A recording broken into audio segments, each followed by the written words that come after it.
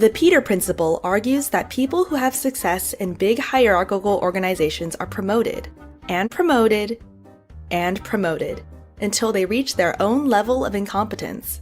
After this, they get never promoted again and are often stuck there for life. To understand this better, let's look at a real-life example. David and Diana, two graduates, first met at a sales training to become representatives for P Pharma. They were so proud to have gotten a job in which they could actually help people. The company had just invented Oxydevil, a promising new painkiller which the company advertised as being non-addictive. Little did they know that they had joined one of the most dangerous organizations in modern America.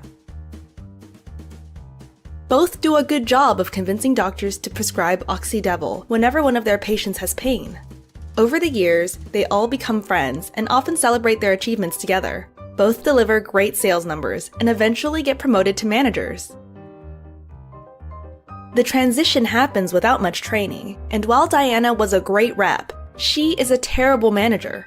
Colleagues begin disrespecting her, and Diana becomes very unhappy at work. As a result, she decides to put less effort into the job and doesn't realize that something odd is going on. Some members of Diana's team start selling Oxydevil by the millions to small, unknown clinics. David is a natural. He knows what to do with his weakest reps and how to celebrate those who perform well. He becomes a rising star in the organization, and after a few years, gets promoted to the position of sales director. Now, when Diana sees David in the cafeteria, she avoids him. She's afraid to expose her inabilities. She is overly focused on herself and doesn't realize how stressed he looks. David's new position as a director is highly complex. He lacks the analytical skills to make sense of the numbers. He does not understand why the sales of Oxydevil have increased so dramatically. He feels insecure. In order to compensate for that feeling, he starts working extra long hours. The night before his first board meeting, he doesn't sleep at all. He's too afraid others will realize that he's a complete failure at his job. The meeting starts with the science team. They present new research that reveals that Oxydevil is in fact very addictive and that hundreds of thousands of people could be affected. The room gets completely quiet. Then, the lawyer speaks up and confirms that there is nothing to worry about, as the product had been approved by the FDA. She adds that sales should now soar until the patent expires. The marketing director is relieved. He can carry on running the same TV commercials.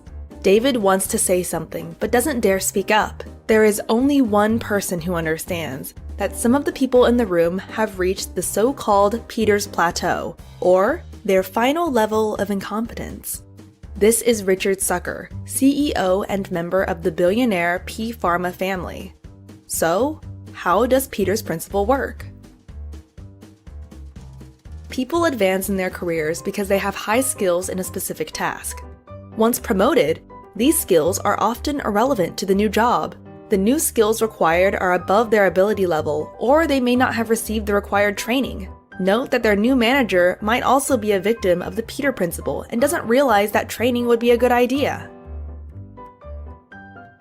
And there are incentives at play. People often work hard to reach a certain position or salary. Once they achieve that, some get lazy. Once people lose their passion, they stop learning. They may fail to keep up with new developments, which may eventually lead to poor quality of work. In order to protect their comfort zone, they challenge any new idea or person that could make their lives uncomfortable. Employees that are incompetent are often unhappy. They left a job at which they were fantastic and well respected by their colleagues. Now, they watch how their colleagues get promoted or remain equally stuck. This has a negative impact on the company. Frightened to lose their jobs, incompetent managers celebrate obscurity and implement complicated procedures. These procedures only make sense to the manager and leave colleagues feeling confused and uninformed. Some may work very hard to make up for the lack of skills. For this reason, their supervisors don't dare let them go. The results are often complex, incompetent corporations that move too slow to innovate.